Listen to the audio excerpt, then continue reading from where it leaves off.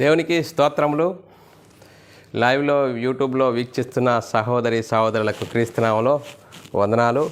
ప్రార్థన చేసుకుందాం. పరలోకమందున్న మా తండ్రి, నీ ప్రియకుమారుడు యేసుక్రీస్తునామములో కృతజ్ఞతాస్తుతులు స్తోత్రములు చెల్లించుకుంటున్నాం నాయన. ఇంతవరకు సజీవులుగా ఉంచి నీ సన్నిధిలో చేరి ఉదయకాల సమయంలో నీ సన్నిధిలో చేరి నేను ఆత్మతోనూ సత్యంతోనూ ఆరాధించుకోవడానికి ఇచ్చిన గొప్ప ధన్యత భాగ్యమును బట్టి కృతజ్ఞతాస్తుతులు స్తోత్రం చెల్లించుకుంటున్నాం నాయన.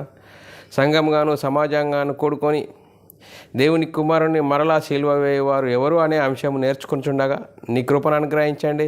చెప్తుండగా నాకును వింటున్న సహోదరులకు నీ కృపను అనుగ్రహించి ఉన్నట్లుగా చెప్పుటకును చెప్పింది అలా ఉన్నదో లేదో అని వాక్య ప్రకారంగా మమ్మల్ని మేము కట్టుకుని నీకు మహిమ తెచ్చేవారంగా ఘనత తెచ్చేవారంగా ఉండే ధన్యత భాగ్యం మా అందరికీ అనుగ్రహించమని యేసుక్రీస్తునామములో ప్రార్థన అడిగి వేడుకుంటున్నాం తండ్రి, ఆమెన్. మరి సహోదరులందరూ ఎలా ఉన్నారు? సంఘానికి వచ్చిన మనం అందరము సంతోషంగా ఆనందంగా ఉన్నామా? మరి సంతోషంగా ఆనందంగా ఉండాలి. ఎందుకు సంతోషంగా ఆనందంగా ఉండాలి? దేవుడు మనల్ని సజీవ లెక్కలో ఉంచుకొని ఆయన సన్నిధిలోనికి నడిపించి ఆయనను ఆరాధించుకున్నట్టుకి ఆయన కొనియాడడానికి ఇచ్చిన గొప్ప ధన్యత భాగ్యమును బట్టి దేవునికి కృతజ్ఞతాస్తుతులు స్తోత్రములు చెల్లించాలి. చూడండి పిల్లరా, మనకంటే అందసందం గలవారు, మనకంటే ఐశ్వర్యం గలవారు ఈరోజు చూడలేకపోయారు.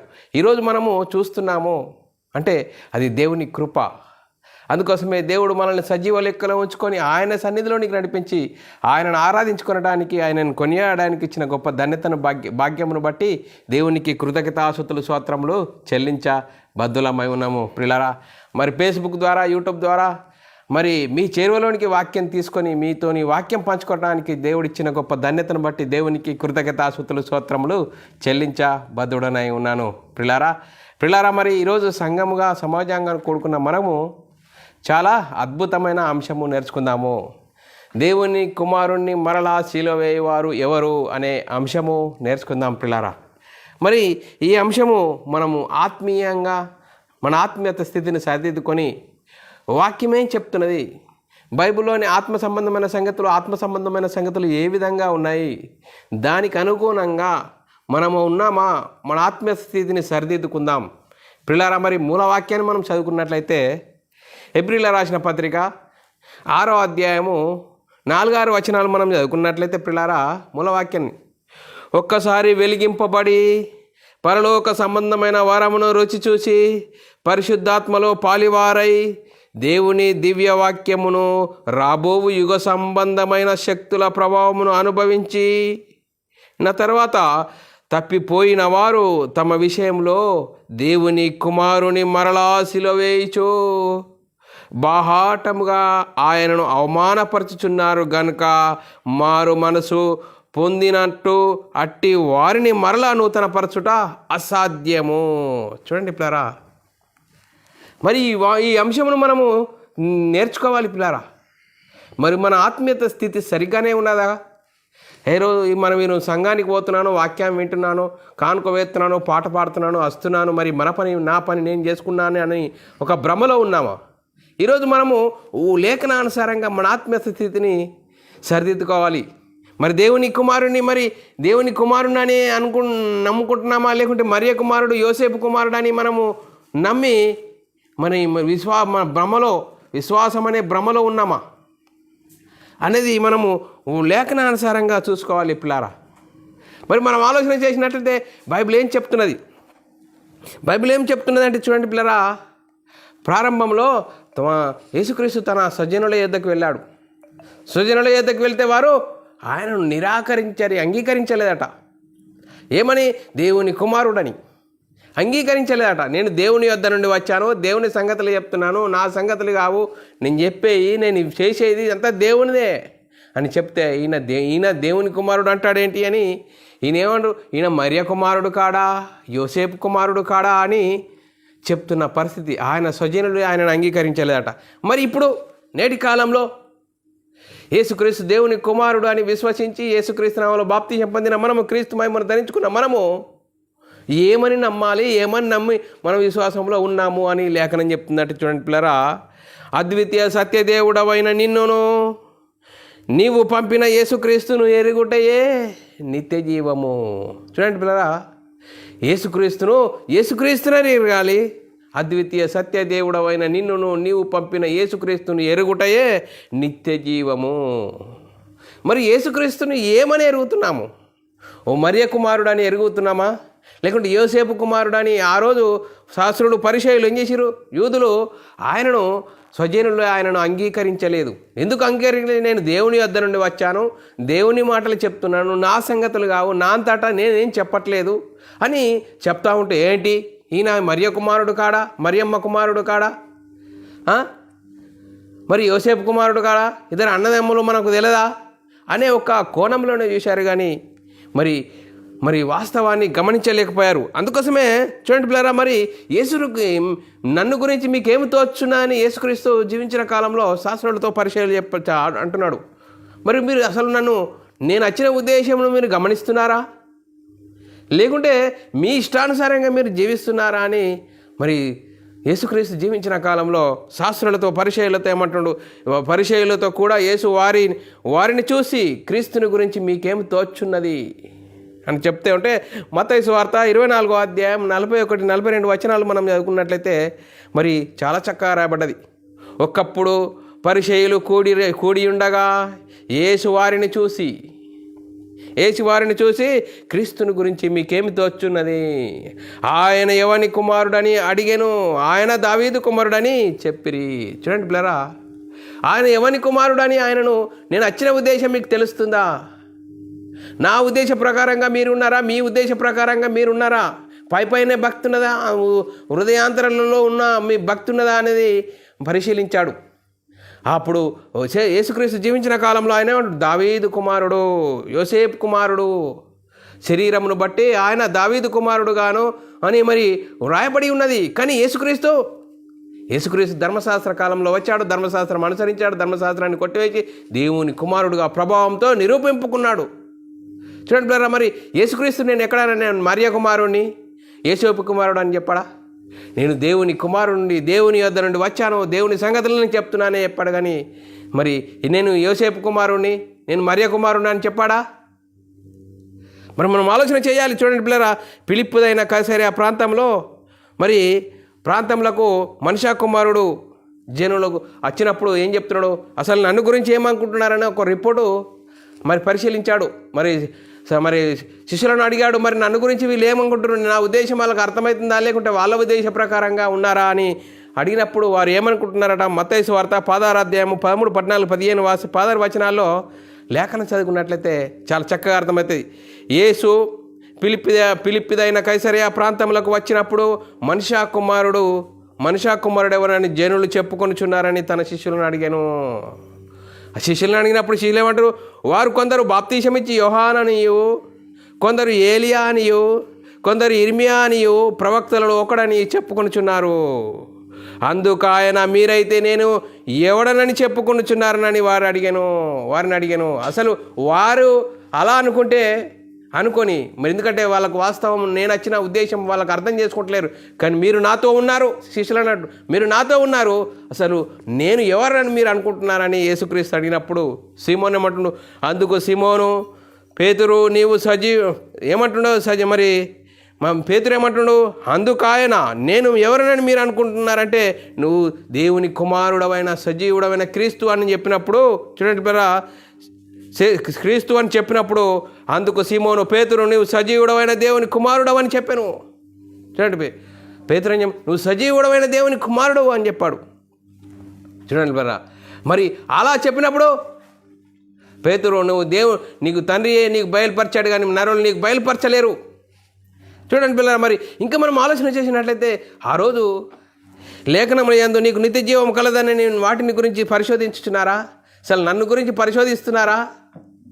నేను నిత్య జీవమును దయచేయడానికి వచ్చాను, తండ్రి పంపించాడు, తండ్రి పంపించగా వచ్చాను, నా అంతటి నేనేం రాలేదు అని చెప్తున్నా కూడా ఆ స్వజనులే ఆయనను అంగీకరించలేదట.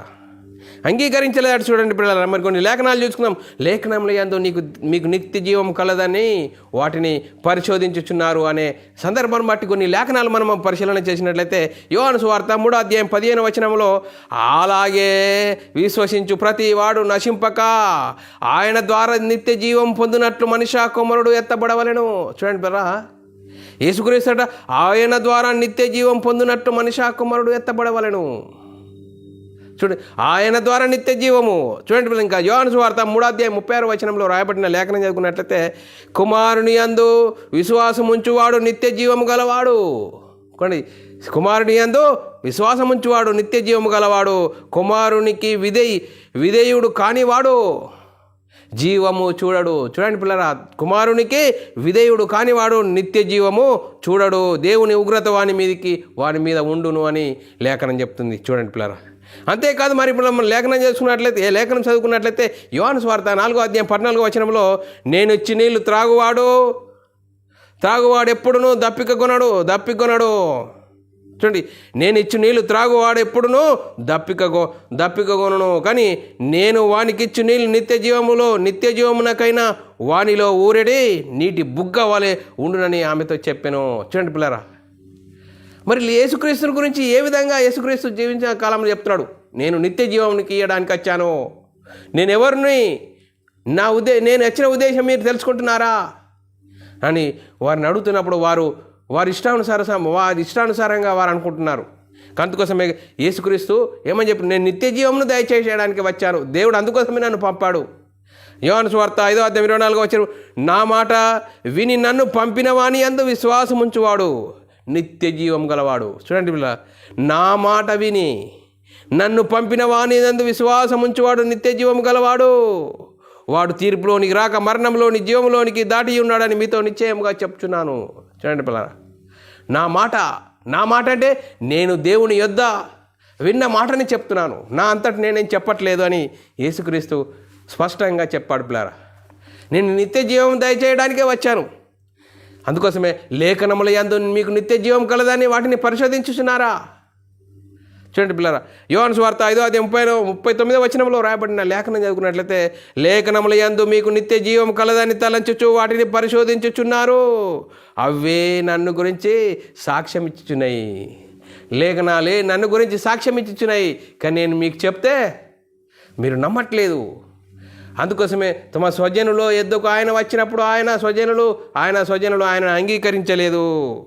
చూడండి పిల్లరా, ఇంకా మరి లేఖనం చూసుకున్నట్లయితే, నిత్య జీవం కలుగజేయు అక్షయమైన ఆహారం కొరకే కష్టపడుడి. చూడండి, క్షయమైన దాని కొరకు కష్టపడకూడి అని చెప్తున్నాడు. నిత్య జీవం కలుగజేయు అక్షయమైన ఆహారం కొరకే కష్టపడుడి.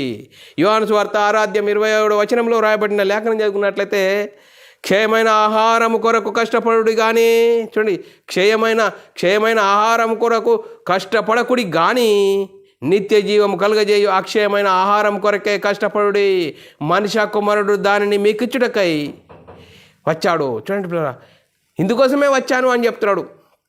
యోహాను సువార్త 6:68 మరి యేసుక్రీస్తు శరీరం గురించి ఆయన చెప్తున్నాడు. 70 మంది శిష్యులకు చెప్తున్నప్పుడు వారు ఏమంటున్నారు, ఈయన శరీరమును ఎలా తిననీయగలడు అని నిరాకరించి వెళ్ళిపోయినప్పుడు, సీమోను నువ్వు కూడా వెళ్ళిపోవాలనుకుంటున్నావా అంటున్నాడు. యోహాను సువార్త 6:68 సీమోను పేతురుని అడిగినప్పుడు, ఎవని యొద్దకు వెళ్దాము ప్రభువా, నీవే నిత్య జీవపు మాటలు గలవాడవు. చూడండి పిల్లరా, నీవే నిత్య జీవము మాటలు గలవాడవు అని చెప్తున్నాడు. అందుకోసమే చూడండి పిల్లరా, ఇంకా శాస్త్రుడు పరిచయులు ఏ విధంగా మరి యేసుక్రీస్తును ఒప్పుకోవట్లేదు అని లేఖనం చూసుకున్నట్టయితే మత్తయి సువార్త 13 చదువుకుందాం పిల్లరా. మత్తయి సువార్త 13 మరి లేఖనం చదువుకున్నట్లయితే పిల్లరా, 13 55-56 ఏమంటున్నారు, ఈయన వడ్లవాణి కుమారుడు కాడా, ఈయన తల్లిదండ్రులు మనకు తెలియదా అంటున్నారు. చూడండి పిల్లరా, మత్తయి సువార్త 13:55-56 ఇతను వడ్లవాణి కుమారుడు కాడా, ఇతని తల్లి పేరు మరియా కాదా, యాకోబు యోసేపు సీమోను యూదా అను వారు ఇతని సహోదరులు కారా, ఇతని సహోదరులు మనతో ఉన్నారు కారా, ఇతనికి ఈ కార్యములు ఎక్కడి నుండి వచ్చినని చెప్పుకొని ఆయన విషయమై అభ్యంతరపడిరి. చూడండి పిల్లరా, అభ్యంతరాలు ఆ రోజే తమ స్వజనులు ఆయనను నిరాకరించారు.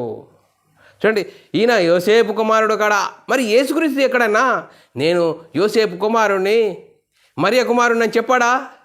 వీరు చెప్తున్నారు, వీరు అభ్యంతరపడుతున్నారు. చూడండి పిల్లలు, యేసుక్రీస్తు వచ్చిన ఉద్దేశము వీరు గమనించట్లేదు.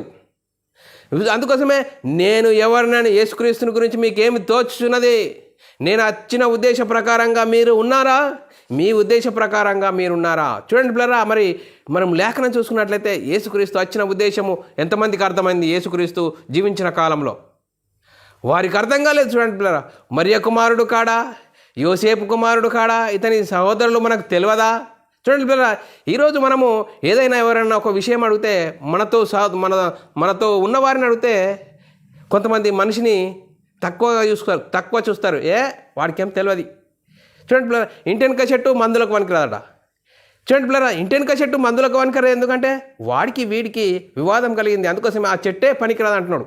చూడండి పిల్లరా, ఈరోజు యేసుక్రీస్తు జీవించిన కాలంలో ఆయనను నిరాకరించారు. ఈయన మరియమ్మ కుమారుడు కాడా, యోసేపు కుమారుడు కాడా, ఇదని సహోదరులందరూ మనకు తెలియదా అని తక్కువగా చేశారు. చూడండి పిల్లరా, ఇంకా యోసేపు కుమారుడు అంటున్నాడు. యోహాను సువార్త 6వ అధ్యాయము 41-42 వచనంలో మరి చూసినట్లయితే, కాబట్టి నేను కుమారుణ్ణి చూసి ఆయన యందు విశ్వాసం ఉంచు ప్రతివాడు నిత్య జీవము పొందుటే నా తండ్రి చిత్తము. చూడండి, నా తండ్రి చిత్తం ఏంటంటే, చూడండి, నా తండ్రి చిత్త ప్రకారంగా నేను వచ్చాను. కుమారుని చూసి ఆయన యందు విశ్వాసం ఉంచు ప్రతి వాడును నిత్య జీవం పొందుటయే నా తండ్రి చిత్తము. నా తండ్రి చిత్తం నెరవేర్చడానికి వచ్చాను అంటున్నాడు. చూడండి పిల్లరా, మరి మనం ఆలోచన చేసినట్లయితే చూడండి పిల్లరా, ఆయన ఎక్కడున్నాడు ఇప్పుడు? దేవుని కుమారుడు దేవునితో పరలోకమంలో ఆయన ఆసీనుడై ఉన్నాడు. దేవునితో సమానుడుగా ఉండే భాగ్యాన్ని విడిచిపెట్టుకున్నాడు. చూడండి పిల్లరా, మరి యేసుక్రీస్తు ఇంతకు ఈ లోకానికి రాకముందు ఎక్కడున్నాడు? పరలోకంలో దేవుని కుడిపార్శ్వమున దేవునితో సమానుడుగా ఉండే ఆయన నీ కోసం నా కోసం మనందరము పాపాలతో నిండి ఉండగా మనందరము నిత్య నరకానికి జోగాడుతున్న మనల్ని విడిపించడానికి దేవుడు తన సొంత కుమారుని పాప శరీరాకారంతో ఈ లోకానికి పంపి, చూడండి పిల్లరా, ఆయన దేవుని స్వరూపం కలిగిన వాడై ఉండి దేవునితో సమానుడుగా ఉండుట విడిచిపెట్టకూడని భాగ్యమని ఎంచుకొనలేదు కానీ మనిషిని పోలికగా పుట్టి దాసుని స్వరూపం ధరించుకొని తన్ను తాను రిక్తునిగా చేసుకున్నాడు. చూడండి పిల్లరా, తన్ను తాను రిక్తునిగా చేసుకున్నాడు. చూడండి పిల్లరా, రిక్తునిగా చేసుకొని ఈ లోకానికి వచ్చి నీకోసం నా కోసం మనందరి పాపాలను తీసివేయడానికి, మనందరినీ పరలోకంలో ఉన్న కన్న తండ్రి యొద్దకు, మనందరి ఆత్మలకు కన్న తండ్రి అయిన దేవుని యొద్దకు తీసుకెళ్ళడానికి యేసుక్రీస్తు వస్తే ఆయన స్వజనులే ఆయనను అంగీకరించలేదు. చూడండి మరి చూడండి పిల్లరా, కాబట్టి ఆ పిల్లలు రక్త మాంసములు గల వారైనందున ఆ ప్రకారమే మరణం యొక్క బలము గల వానిని అనగా అపవాదిని మరణము ద్వారా నశింపజేయుటకు జీవితకాలమంతా మరణ భయం చేత దాస్యత్వమునకు లోబడిన వారిని విడిపించుటకు ఆయన కూడా రక్త మాంసంలో పాలివాడాయను. చూడండి పిల్లారా, రక్త మాంసంలో ఎందుకు పాలివాడాయాడు? జీవితకాలమంతా మరణ భయంతో, చూడండి, జీవితకాలమంతా మరణ భయంతో మనము నశించే టైంలో మరి చూడండి పిల్లలు, దాస్యత్వమునకు లోబడిన వారిని విడిపించటకు ఆయన కూడా నాలాంటి శరీరం, పాప శరీరాకారం ధరించుకొని ఈ లోకానికి వచ్చి దేవుని చిత్తాన్ని ఆయన బ్రతుకులో నెరవేర్చి చూయించాడు. దేవుని చిత్తాన్ని నెరవేర్చడానికి వచ్చాడు. అందుకోసమే యేసుక్రీస్తు అందరినీ ధర్మశాస్త్రము బంధించి ఉండగా, అందరినీ పాపము అందరినీ ధర్మశాస్త్రం బంధించి ఉంది. చూడండి పిల్లల, కాలము పరిపూర్ణమైనప్పుడు దేవుడు తన సొంత కుమారుని పాప శరీరాకారంతో, చూడండి పిల్లల, పాప శరీరాకారంతో యేసుక్రీస్తు నాలాంటి శరీరం ధరించుకొని వచ్చాడు. దేవుని చిత్తాన్ని నెరవేర్చాడు. చూడండి, ఇక్కడ పాపం చేయలు పరిశుద్ధుడుగా జీవించి దేవుని చిత్తాన్ని, ధర్మశాస్త్రాన్ని శిలువలో కొట్టివేశాడు. చూడండి, ధర్మశాస్త్రాన్ని శిలువలో కొట్టివేశాడు. చూడండి పిల్ల, ఆయన శిలువలో కార్చిన రక్త ద్వారాల ద్వారా ఆయన మన కోసము ప్రతి రక్తం బొట్టు శిలువలో కార్చి మనల్ని పరిశుద్ధులుగా చేయడానికి శిలువలో మరణించాడు, సమాధి చేయబడ్డాడు. 3వ రోజున తిరిగి లేచి పరలోకానికి వెళ్ళి పరలోకంలో ఉన్న పరిశుద్ధాత్మని పంపి పరిశుద్ధాత్మని ద్వారా సువార్త ప్రకటించబడుతుండగా ఆ సువార్తను విన్నవారు హృదయాలు నొచ్చుకున్నారు. మేమేం చేయాలి? ఇంత పాపం చేసేతమా? చూడండి పిల్ల, హృదయాలు నొచ్చుకొని సహోదరులారా మేమేం చేస్తాము అంటే, ప్రతి వాడు మారు మనసు పొంది పాప క్షమాపణ నిమిత్తం ప్రతి వాడు యేసుక్రీస్తు నామములో బాప్తిజం పొందాలి. అప్పుడు క్రీస్తు మహిమను ధరించుకుంటారు. చూడండి పిల్లరా, మరి ఏ విధంగా మన విశ్వాసం ఎలాంటి విశ్వాసంలో మనము యేసుక్రీస్తుని తెలుసుకున్నాము, విశ్వాసంలో ఉన్నాము అనేది మనమే ఆలోచన చేసుకోవాల్సిన అవసరం ఎంతైనా ఉంది. చూడండి పిల్లరా, మరి వారు ఆ విధంగా సిలువేశారు. మరియ కుమారుడే మరియమ్మ కుమారుడే, చూడండి పిల్లరా, మరియమ్మ కుమారుడే, యోసేపు కుమారుడే, ఇతని అన్నదమ్ములు మనకు తెలియదా అని వారు తక్కువ అంచనా వేశారు. అందుకోసమే చూడండి పిల్లరా, మరి మనం ఆలోచన చేసినట్లయితే నా ద్వారా తప్ప ఎవడు తండ్రి యొద్దకు చేరడు, నేనే మార్గమును నేనే జీవమును అంటున్నాడు. చూడండి పిల్లరా, యోహాను సువార్త 14వ అధ్యాయము 6వ వచనంలో యేసు నేనే మార్గమును సత్యమును జీవమును, నా ద్వారా తప్ప తండ్రి యొద్దకు ఎవడు రాడు. చూడండి పిల్లరా, నేనే అని ఎందుకు చెప్తున్నాడు?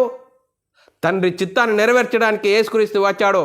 33.5 సంవత్సరాలు దేవుని చిత్తాన్ని నెరవేర్చి ధర్మశాస్త్రం అందరినీ పాపంలో బంధించిన వారిని విడిపించడానికి, పాపంలో ఉన్న వారిని పరిశుద్ధులుగా చేయడానికి యేసుక్రీస్తు ధర్మశాస్త్రాన్ని శిలువలో కొట్టివేశాడు, తండ్రి చిత్తాన్ని నెరవేర్చాడు.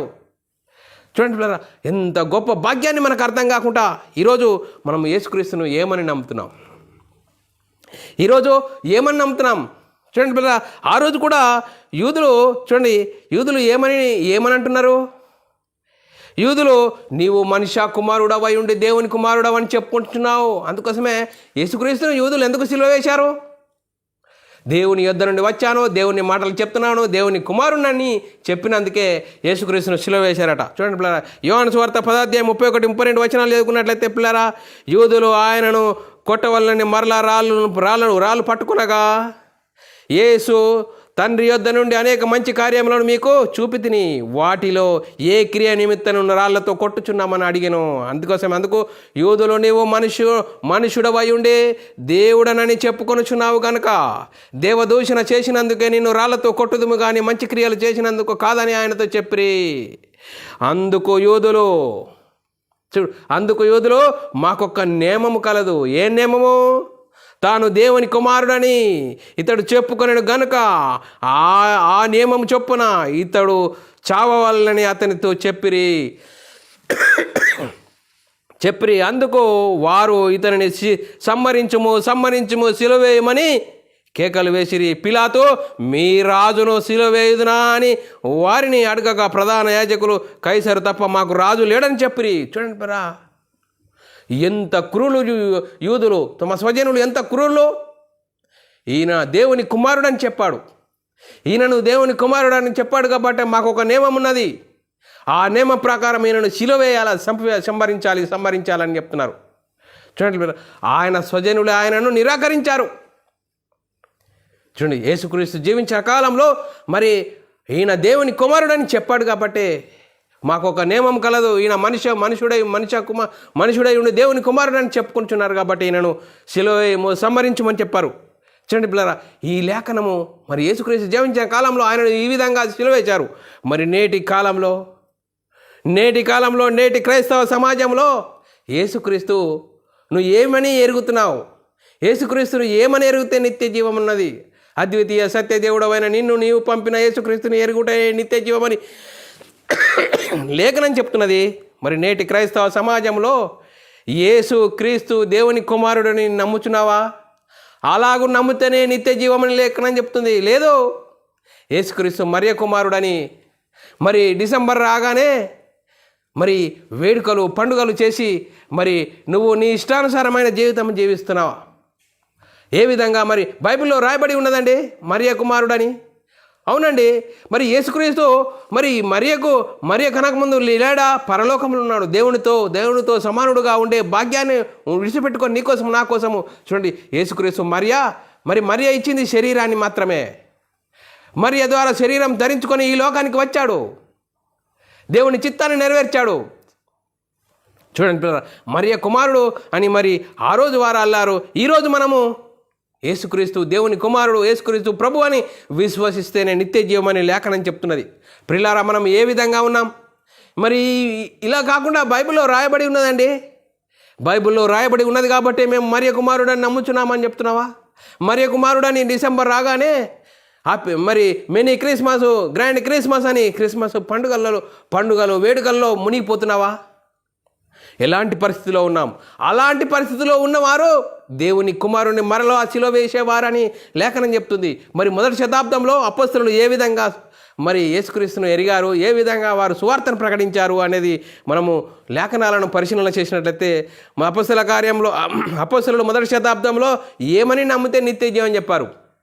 మరియ కుమారుడు అని చెప్పితే నిత్య జీవం అన్నారా? యోసేపు కుమారుడు నమ్మితే నిత్య జీవం ఉన్నా అని చెప్పారా? ఇది దేవుని కుమారుడు అని చెప్తే నిత్య జీవం అని చెప్పారా? మనం లేఖనాలు చూసుకున్నట్లయితే అపొస్తలుల కార్యము 2వ అధ్యాయం 36వ వచనంలో రాయబడ్డది, మీరు సిలువ వేసిన ఈ యేసునే దేవుడు ప్రభువుగాను క్రీస్తుగాను నియమించెను. చూడండి, మీరు సిలువ వేశారు, ఈ యేసునే దేవుడు ప్రభువుగాను క్రీస్తుగాను నియమించాడు. చూడండి పిల్లరా, మరి యేసుక్రీస్తు దేవుని కుమారుడు, యేసుక్రీస్తు ప్రభు అని విశ్వసించాలి. అలా విశ్వసిస్తేనే నిత్య జీవం అని లేఖనం చెప్తుంది. మరి ఎవరి నామమున రక్షణ కలగదు.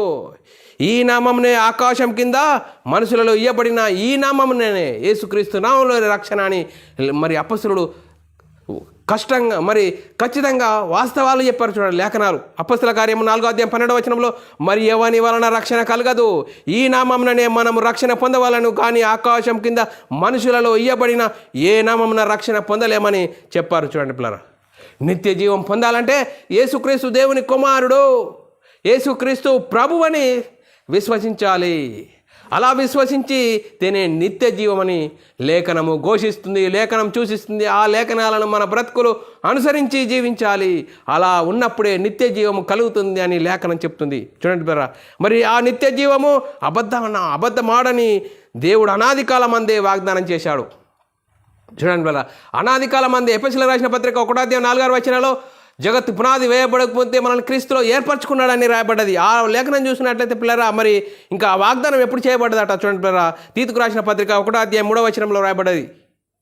మరి చూడండి పిల్లరా, మరి ఆ నిత్య జీవము అబద్ధమాడనేరని దేవుడు అనాది కాలమందే వాగ్దానం చేసెను. కానీ ఇప్పుడు మన రక్షకుడును దేవుని ఆజ్ఞ ప్రకారం నాకు అప్పగింపబడిన సువార్త ప్రకటన వలన తన వాక్యము యుక్త కాలమందు బయలుపరిచెను. చూడండి, యుక్త కాలమందు బయలుపరిచెను. చూడండి, వాగ్దానం చేశాడు. అబ్రాహాంకు వాగ్దానం చేశాడు. ఆ వాగ్దాన సంతానమైన యేసుక్రీస్తు వచ్చి ఏం చేశాడు? ధర్మశాస్త్రాన్ని శిలువలో కొట్టివేసి కొత్త నిబంధన ఇచ్చాడు.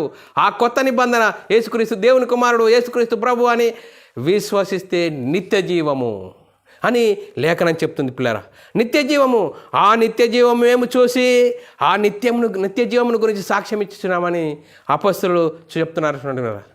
యోహాను సువార్త 1వ యోహాను రాసిన పత్రిక 1వ అధ్యాయము 2వ వచనంలో, ఆ జీవము ప్రత్యక్షమాయెను, తండ్రి యొద్ద నుండి మాకు ప్రత్యక్షమై ఆ నిత్య జీవమును మేము చూసి ఆ జీవమును గురించి సాక్ష్యం ఇచ్చుచున్నాము. ఆ జీవమును గురించి మేము సాక్ష్యం ఇస్తున్నాము. ఆ సాక్ష్యంని మీరు నమ్మాలి. ఆ నమ్మితేనే నిత్య జీవం అని చెప్తుంది. 1వ యోహాను రాసిన పత్రిక 25వ వచనము, నిత్య జీవము అనుగ్రహించునన్నదే ఆయనే తానే మనకు చేసిన వాగ్దానము. చూడండి, యేసుక్రీస్తు ద్వారా నిత్య జీవము అని ఆయనే చేసిన వాగ్దానం అంటున్నాడు. చూడండి పిల్లరా, ఇంకా ఏ విధంగా సాక్ష్యం ఇస్తున్నారు? 1వ యోహాను రాసిన పత్రిక 5వ అధ్యాయం 10వ వచనంలో, ఆ సాక్ష్యం ఏదనగా మనకు నిత్య జీవము దయచేసెను, ఆ జీవము ఆయన కుమారుని అందున్నది. చూడండి, ఆ నిత్య జీవం దయచేశాడు దేవుడు, మనకు నిత్య జీవం దయచేశాడు. ఆ నిత్య జీవం ఎవరి అందు? కుమారుని అందున్నది. మరి ఇంత చక్కగా లేఖనాలు సూచిస్తున్నా దానిని మనం అర్థం చేసుకోలేకుండా బైబిల్ని చూపెట్టి మరి మరియ కుమారుడు అని డిసెంబర్ రాగానే హ్యాపీ క్రిస్మస్, మినీ క్రిస్మస్, ఇంకా యూత్ క్రిస్మస్ అని పండుగలలో వేడుకలలో మునిగిపోతే వారికి నిత్య జీవం ఉంటుందని చెప్తుందా లేఖనము?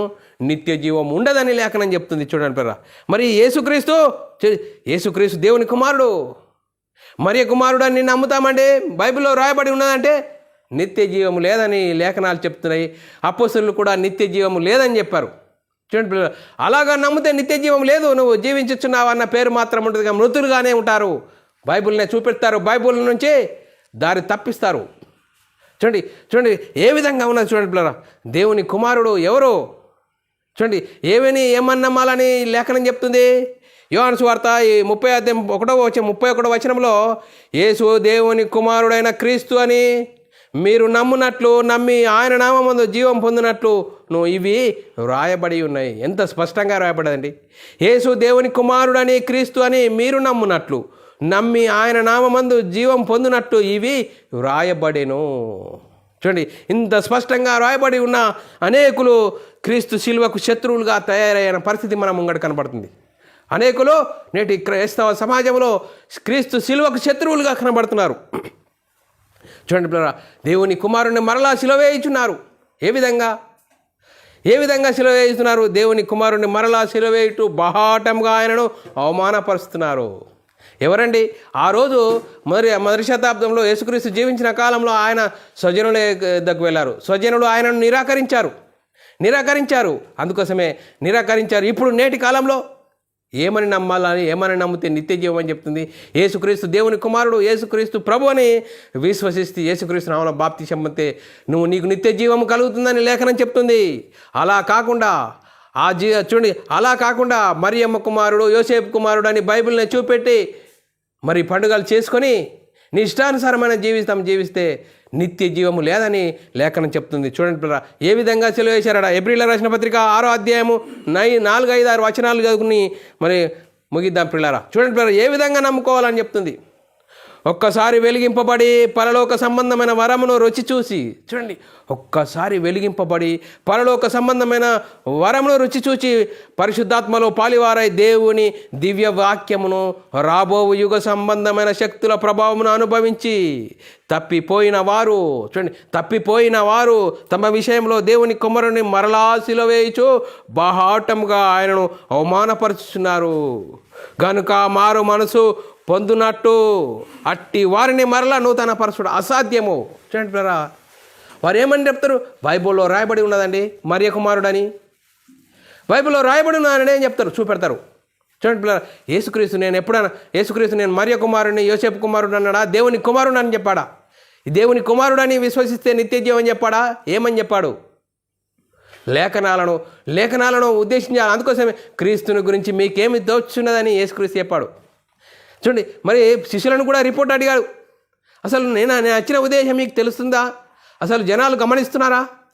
ఏమనుకుంటున్నారంటే ఇర్మియా అనుకుంటున్నారు, అపోస్తలులు ఎవరో ఒక ప్రవక్తలలో ఒక్కడు ఎవరో అనుకుంటున్నారు. అంటే మీరు నన్నేమనుకుంటున్నారని శిష్యులను అడిగినప్పుడు పేతురు, నువ్వు సజీవుడవైన దేవుని కుమారుడవైన క్రీస్తు అన్నాడు. చూడండి పిల్లరా, యేసుక్రీస్తు వచ్చిన ఉద్దేశం పేతురు గారు చెప్పారు. చూడండి పిల్లరా, మరి నేటి కాలంలో మనం ఏమని నమ్మితే నిత్య జీవము? అద్వితీయ సత్యదేవుడవైన నీవు పంపిన యేసుక్రీస్తుని ఎరుగుటే నిత్య జీవం అని చెప్పారు. చూడండి పిల్లరా, ఆ వాక్యము, దేవుని వాక్యం మన యొద్దకు రావాలి. ఆ వాక్యమును ఎవరైతే అంగీకరిస్తారో వారు దేవుని కుమారులు అని చెప్తుంది. వాక్యం ఎవరికి వచ్చునో వారు దైవములని, చూడండి, వాక్యం చెప్తుంది. వారు దైవములు, వారు దేవుని కుమారులు అని చెప్తుంది. కుమారులైన దేవులని చెప్తుంది, లేఖనం చెప్తుంది. చూడండి పిల్లరా, యోహాను సువార్త 10వ అధ్యాయం 31, 32, 33 వచనాలు చదువుకుంటే చాలా అద్భుతం. చూడండి పిల్లరా, చూడండి, యేసుక్రీస్తు జీవించిన కాలంలో యూదులు ఆయనను కొట్టవాలని మరలా రాళ్ళను పట్టుకున్నప్పుడు యేసు తండ్రి యొద్ద నుండి అనేక మంచి క్రియలను మీకు చూపింది, వాటిలో ఏ క్రియను బట్టి నన్ను రాళ్లతో కొట్టుదురని చెప్పాను. అందుకు యూదులు, నీవు మనుషుడవై ఉండి దేవుని కుమారుడనే చెప్పుకొనుచున్నావు కనుక దేవదూషణ చేసినందుకు నేను రాళ్లతో కొట్టుదుము కానీ మంచి క్రియలు చేసినందుకు కాదు. చూడండి పిల్లలు, యేసుక్రీస్తు ఏం చెప్తాడు? అందుకు యేసు, మీరు దైవములనియో నేనంటిని మీ ధర్మశాస్త్ర గ్రంథంలో వ్రాయబడి ఉండలేదా? లేఖనం నిరర్థం కానేదు కదా. దేవుని వాక్యం ఎవరికి వచ్చునో వారే దైవములని చెప్పిన ఎడల దేవుని కుమారుని అని చెప్పినందుకు మీరు నన్ను రాళ్ళతో కొట్టాలనుకుంటున్నారా? చూడండి, నీ వాక్యం ఎవరికి వచ్చినో వారే దేవుని కుమారులు. దేవుని వాక్యం మీ యొద్దకు వస్తుంది. ఆ వాక్యాన్ని అంగీకరించండి. వాక్యాన్ని అంగీకరించినప్పుడు దేవుని కుమారులైన దైవములయ్యే గొప్ప భాగ్యాన్ని మీకు అర్థం చేసుకుంటలేరు. నేను వచ్చిన ఉద్దేశం మీరు అర్థం చేసుకుంటలేరు అంటున్నాడు యేసుక్రీస్తు. అందుకోసం చూడండి పిల్లరా, మరి యేసుక్రీస్తు ఏం చేస్తున్నాడు? నేను దేవుని యొద్ద నుండి వచ్చాను, దేవుని దగ్గర నుంచి దేవుని మాటలు చెప్తున్నాను, నా అంతటి నేను చెప్పట్లేదంటే మరి యేసుక్రీస్తును చంపబెతుకుతున్నారు, చంపడానికి ప్రయత్నం చేస్తే యేసుక్రీస్తు ఏం చెప్తున్నాడు? చూడండి పిల్లరా, మీరు మీ తండ్రి యొక్క అపవాది సంబంధులు. ఎందుకో నేను తండ్రి యొద్ద నుండి వచ్చాను, తండ్రి క్రియలు చేస్తున్నాను, నా అంతటి నేనేం చేయట్లేదంటే మీరు నన్ను చంపదూస్తున్నారే. మీరు మీ తండ్రి యొక్క అపవాది సంబంధులు అన్నాడు. మీరు మీ తండ్రి యొక్క అపవాది సంబంధులు, మీ తండ్రి దురాశలను నెరవేర్చగోరుచున్నారు. ఆది నుండి వాడు నరాంతకుడైన సత్యమందు నిలిచిన వాడు కాడు, వాని అంత సత్యమే లేదు. అబద్ధమాడునప్పుడు తన స్వభావం అనుసరించి మాటలాడువాడు అబద్ధమునకు జనకుడును, అబద్ధ జనకుడు ఆడు. చూడండి బెరా, ఏ విధంగా లేఖనాన్ని చెప్తున్నది. దేవుని వాక్యం ఎవరికి వచ్చునో వారే దైవంలో. దేవుని వాక్యం మీ యొద్ద సువార్త ద్వారా వస్తున్నది. యేసుక్రీస్తు దేవుని కుమారుడు, యేసుక్రీస్తు ప్రభు అని విశ్వసించి నా పాపాల కోసం యేసుక్రీస్తు శిలువలో మరణించాడు, దేవుడు ఆయనను లేపాడని విశ్వసించి యేసుక్రీస్తు నామములో బాప్తీసం పొందితే దేవుని కుమారులమయ్యే గొప్ప భాగ్యము మన ముంగటికి వస్తున్నది. ఆ వచ్చే భాగ్యాన్ని మీరు తృణీకరిస్తే నిత్య జీవం అనేది ఉండదు. లేఖనానుసారంగా మన ఆత్మీయ స్థితి ఉన్నదా లేదని మనల్ని మనము లేఖనాలను బట్టి, వ్యక్తులను బట్టి కాదు, లేఖనాలను బట్టి మన ఆత్మీయ జీవితం కట్టుకోవాలి. అలా కట్టుకున్న నాడే మన ఆత్మీయ స్థితి మనకు అర్థమవుతుంది. మనం ఎవరము? దేవుని కుమారులమైన దైవములని లేఖనం చెప్తే చూడండి, ఆ రోజు యేసుక్రీస్తును చంపాలని ప్రయత్నం చేశారు. ఈరోజు యేసుక్రీస్తు దేవుని కుమారుడు, యేసుక్రీస్తు ప్రభువు, యేసుక్రీస్తు నామములో బాప్తీసం పొందాలంటే కిందికి మీదికి చూస్తున్నారు. ఈరోజు కిందికి మీదికి చూస్తున్నారు. వాక్యము, లేఖనము, అపొస్తలులు ఏ విధంగా సాక్ష్యం ఇచ్చారు? మీరు ఈ జీవాధిపతిని చంపితిరి కానీ దేవుడు ఆయనను తిరిగి లేపెను, దీనికి మేమందరం సాక్షులము అని అపొస్తలులు చెప్పారు. చూడండి పిల్లరా, మరి ఏ విధంగా ఉన్నది మన ఆత్మ స్థితి? దేవుని కుమారుణ్ణి మరలా సిలువ వేయవారు ఎవరు? చూడండి, ఎవరు అంటే లేఖనానుసారంగా అద్వితీయ సత్య దేవుడవైన నీవు పంపిన యేసుక్రీస్తును ఎరుగుటే నిత్య జీవము. దేవుని గారు కాలి, తండ్రి అయిన దేవుడు ఉన్నాడు, తండ్రి అయిన దేవుడు ఉన్నాడు, యేసుక్రీస్తును దేవుని కుమారుడు ప్రభు అని విశ్వసించినప్పుడే నిత్య జీవం అని లేఖనం చెప్తుంది. చూడండి బ్రదర్, ఆ నిత్య జీవమును చెప్పుటకును దాన్ని పొందుటకు నీవు పిలువబడితివి. మనం ఎందుకు పిలువబడ్డామండి? నిత్య జీవము చేపట్టుటకు, దాన్ని పొందుటకు నీవు పిలువబడ్డావు. సువార్త ద్వారా నీవు పిలువబడ్డావు. 1 తిమోతి రాసిన పత్రిక 6:12 విశ్వాస సంబంధమైన మంచి పోరాడము. ఆ సువార్తను నువ్వు పొందుకున్న నీవు, ఆ సువార్తను నువ్వు ఏం చేయాలా? సువార్తను పొందుకుని ఆ క్రీస్తు మహిమను నువ్వు అనేకులకు ప్రకటించాలి. ఆ గొప్ప భాగ్యము, ఆ భాగ్యాన్ని లేఖనానుసారంగా మన ఆత్మస్థితి ఉన్నదా లేదని మనల్ని మనము లేఖనము ఆత్మ సంబంధమైన సంగతులతో సరిచూసుకొని మన ఆత్మీయ ప్రయాణం సాగించుకోవాలి. విశ్వాస సంబంధమైన మంచి పోరాడము, నిత్య జీవము చేపట్టము, దాన్ని పొందుటకు నీవు పిలువబడితివి. అనేక సాక్షుల ఎదుట మంచి ఒప్పుకుంటివని పౌలు గారు తిమోతికి చెప్తున్నాడు. చూడండి, మరి ఎలాంటి పరిస్థితిలో ఉన్నాం? మరి మనం ఎలా పిలువబడ్డాము? సువార్త ద్వారా కనబడ్డామా? సత్యవాక్యం ద్వారా కనబడ్డామా? మరి సువార్త విని బైబిల్ సిద్ధాంత ప్రకారంగా యేసుక్రీస్తు దేవుని కుమారుడు, యేసుక్రీస్తు ప్రభు అని మరి ఆ సువార్తను విని హృదయాలు నొచ్చుకొని సహోదరులారా మేమేం చేతుము అని వారు అన్నప్పుడు అందరూ మారు మనసు పొంది ప్రతివాడు పాపక్షమాపణంతో ప్రతివాడు యేసుక్రీస్తు నామములో బాప్తిసం పొందాలి. అప్పుడు క్రీస్తు మహిమను ధరించుకుంటావు, సంఘంలో చేర్చబడతావు, వాక్యానుసారంగా జీవిస్తావు, ఆత్మ సంబంధమైన సంగతులు అర్థమవుతాయి, వాక్యంకు లోబడతావు, ఆత్మనియమంకు లోబడతావు, పరిశుద్ధులకు ఒక్కసారి అప్పగింపబడిన బోధ నిమిత్తం పోరాడతావు. లేదండి బైబిల్లో మరియ కుమారుడు రాయబడ్డదండి, మా తాత చేశాడు, మా ముత్తాత చేశాడు, మా సంఘాలన్నీ ఎత్తున్నాయి, మేము కూడా ఎత్తామంటే అది మీ ఇష్టం. లేఖనం ఏం చెప్తుంది? దేవుని కుమారుడని నమ్మితే నిత్య జీవము, ప్రభు అని చెప్తే నిత్య జీవం అని లేఖనం చెప్తుంది. అపొస్తలులు ఆ విధంగానే చెప్పారు. యేసుక్రీస్తు మరణ సమాధి పునరుద్ధానం గురించి సువార్తను ప్రకటించారు. ఆ సువార్తను నమ్మి విశ్వసించితే నిత్య జీవము. లేదండి మరియ కుమారుడు, యోసేపు కుమారుడు అని రాయబడ్డదని దాన్ని చూపెట్టి దాన్ని బేస్ చేసుకొని నువ్వు జీవిస్తే నీకు నిత్య జీవం లేదని లేఖనం చెప్తుంది.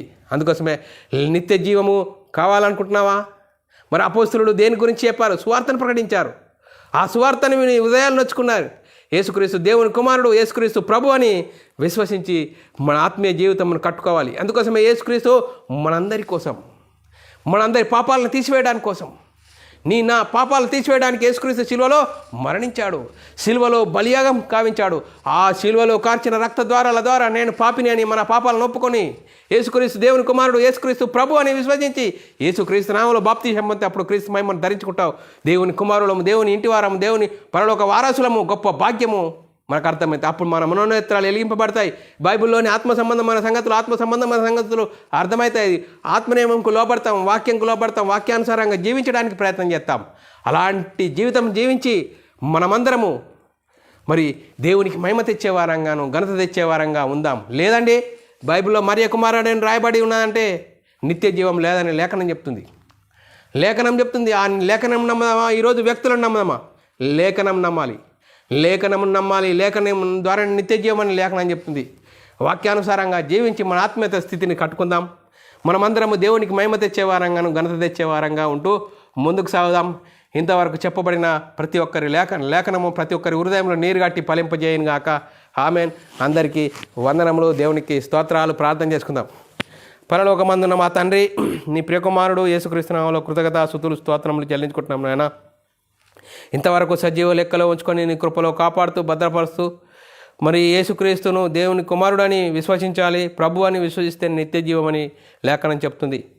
మా విశ్వాస జీవితము మరియు లేఖనానుసారంగా ఉన్నదా లేదని ఈరోజు వాక్యం విన్న మాటలు విడిచిపెట్టకుండా విన్న మాటల ప్రకారం ఆత్మీయ జీవితం కట్టుకొని నీకు మహిమ తెచ్చేవారంగా, ఘనత తెచ్చేవారంగా ఉండే ధన్యత భాగ్యం అందరికీ అనుగ్రహించినందుకు కృతజ్ఞతాస్తుతులు స్తోత్రం చెల్లించుకుంటూ యేసుక్రీస్తు నామములో ప్రార్థన అడిగి వేడుకుంటున్నాం తండ్రి.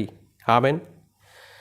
మరి సహోదరులందరికీ వందనములు, దేవునికి స్తోత్రాలు. ప్రిలారా, ఇలాంటి అంశాలు వినాలనుకుంటున్నారా?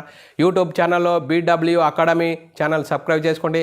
Bible wisdom academy channel subscribe చేసుకోండి. మీరు వినండి, మీ సహోదరులకు మరి షేర్ చేయండి. మీ వ్యక్తిగత ప్రార్థనలో, మా పరిచర్య నిమిత్తం ప్రార్థనలో జ్ఞాపకం చేసుకోవాల్సిందిగా క్రీస్తు ప్రేమను బట్టి బతిమాలు కొంచున్నాను. అందరికీ వందనములు, దేవునికి స్తోత్రములు.